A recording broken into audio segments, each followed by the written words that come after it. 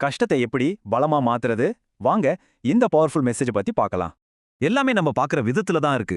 உங்க பெரிய பிரச்சனையே ஒரு வாய்ப்பா இருந்தா எப்படி இருக்கும்? இதுதான் முக்கியமான கருத்து. எல்லாத்துலயும் வாய்ப்பை பார்க்க நம்ம பார்வையை எப்படி மாத்திக்கிறதுன்னு பார்க்கலாம். முதல்ல நீங்க உலகத்தை எப்படி பார்க்கறீங்கன்றத மாத்தணும். எல்லாம் இங்க இருந்து தான் தொடங்குது. உங்ககிட்ட ஒரு சாய்ஸ் இருக்கு. பிரச்சனைய பார்த்து புலம்பலாம், இல்லனா நன்றியோட இருந்து அடுத்தது என்னன்னு பார்க்கலாம். இது ரொம்ப முக்கியமான வரிசை.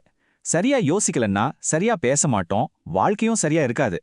உங்க அனுபவத்தை ரீஃப்ரேம் பண்ணுங்க. இந்த கஷ்டகாலம் உங்களை உடைக்க வரல, உங்களை உருவாக்க வந்திருக்கு.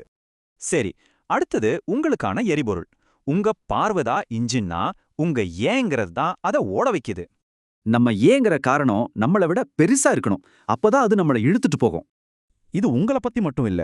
நீங்க ஜெயிக்க வேண்டியது யாருக்காக? இதுதான் எல்லாத்தையும் மாத்தும். தன் மனைவிக்கு எம்எஸ் இருக்குன்னு தெரிஞ்சதும் ஒருத்தரோட ஏன் இன்னும் பவர்ஃபுல்லா மாறிடுச்சு. இந்த ஒரு கேள்வி செய்யற தியாகத்தையும் அந்த உழைப்புக்கான நோக்கத்தையும் தெளிவா காட்டுது. உங்க ஏன் கிடைச்சதும் ஒரு வழிமுறை வேணும். அந்த வழி கஷ்டமான பாதையில தான் இருக்கு.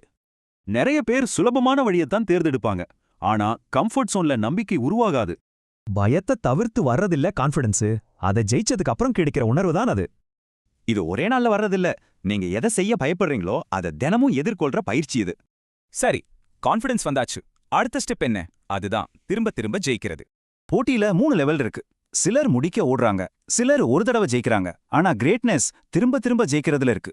திரும்ப ஜெயிக்கணும்னா நீங்க அப்படியே வர முடியாது. பெட்டரா வித்தியாசமா திரும்பி வரணும். தொடர்ந்து ஜெயிக்கிறவங்களோட ஒர்க் எத்திக் இதுதான். பெர்ஃபெக்ஷனை துரத்துறதுல அவங்க சலிக்கவே மாட்டாங்க. ஆக ரொம்ப முக்கியமான விஷயம், இது உங்க கதை. இதை நீங்க தான் எழுதணும். உங்களுக்கு இன்னும் வேலை முடியல, இப்போ ஒரு புது பார்வையோட உங்க கனவுக்கு திரும்பி போங்க. மத்தவங்க போன வழிய தேடாதீங்க. உங்க பாதை தனி. ஜெயிக்கிறதுக்கு உங்க சொந்த வழியை உருவாக்குங்க. உங்க கனவு உங்களை விடல, ஆனா நீங்க அதை விட்டுட்டீங்களா? எழுந்துருங்க, ஆரம்பிச்சதை முடிங்க.